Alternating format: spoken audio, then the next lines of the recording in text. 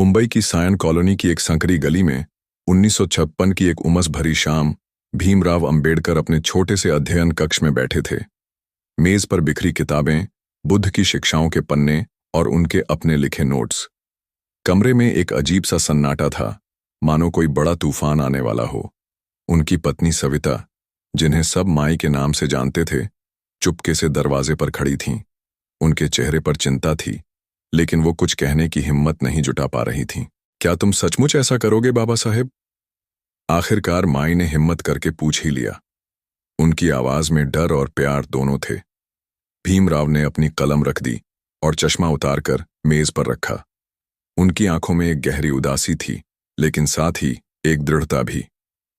माई, ये फैसला आसान नहीं है, लेकिन मेरे पास और कोई रास्ता नहीं बचा। माई को समझ नहीं आ रहा था कि वो क्या कह रहे हैं। क्या वो सचमुच हिंदू धर्म छोड़कर बौद्ध धर्म अपनाने की बात कर रहे हैं, या फिर कोई और बड़ा राज्य है? भीमराव ने अपने जीवन में इतने संघर्ष किए, जातिगत भेदभाव, अपमान और समाज की रूढ़ियों के खिलाफ लड़ाई, फिर भी वो कभी टूटे नहीं। लेकिन आज उनकी आवाज में कुछ अलग था। माई ने पूछा, क्या बात है बाबा साहेब, आप कुछ छिपा रहे हैं? भीमराव ने एक गहरी सांस ली और खिड़की की ओर देखा। बाहर अंधेरा गहरा रहा था और दूर कहीं से मंदिर की घंटियों की आवाज आ रही थी। माई, मैंने एक सपना देखा था। कई रात पहले बुद्ध मेरे सामने खड़े थे। उन्होंने मुझसे कहा, भीम, तुम्हारी लड़ाई अधूरी है, सत्य का रास्ता चुनो। मैंने उस सपने को नजरअंदाज करने की कोशिश की, लेकिन वो बार बार आता है। माई की आंखें नम हो गईं। वो जानती थीं कि भीमराव का जीवन कितना कठिन रहा था। बचपन में स्कूल में अलग बैठने की मजबूरी, पानी के लिए तरसना और फिर बड़े होकर भी हर कदम पर अपमान।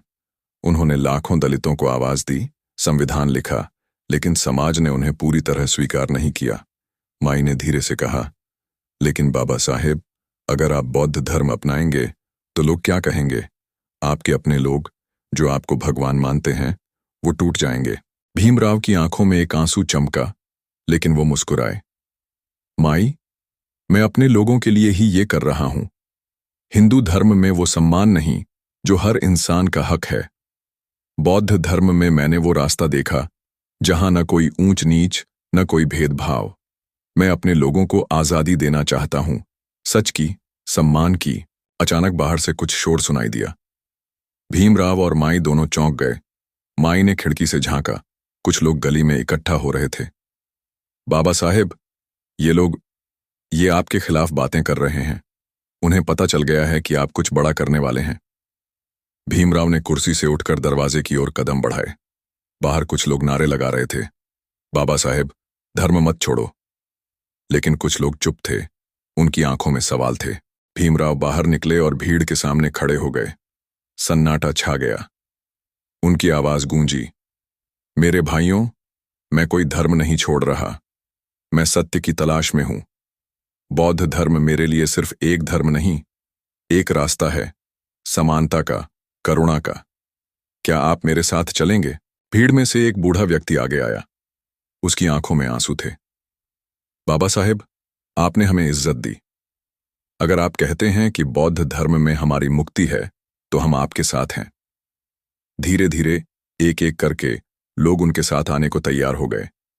माई, जो अब तक दरवाजे पर खड़ी थीं, ने राहत की सांस ली। उनकी आंखों में गर्व था। उस रात भीमराव ने अपनी डायरी में लिखा, आज मैंने अपने लोगों को नहीं, बल्कि खुद को आजादी दी। बुद्ध का रास्ता मेरी मंजिल है।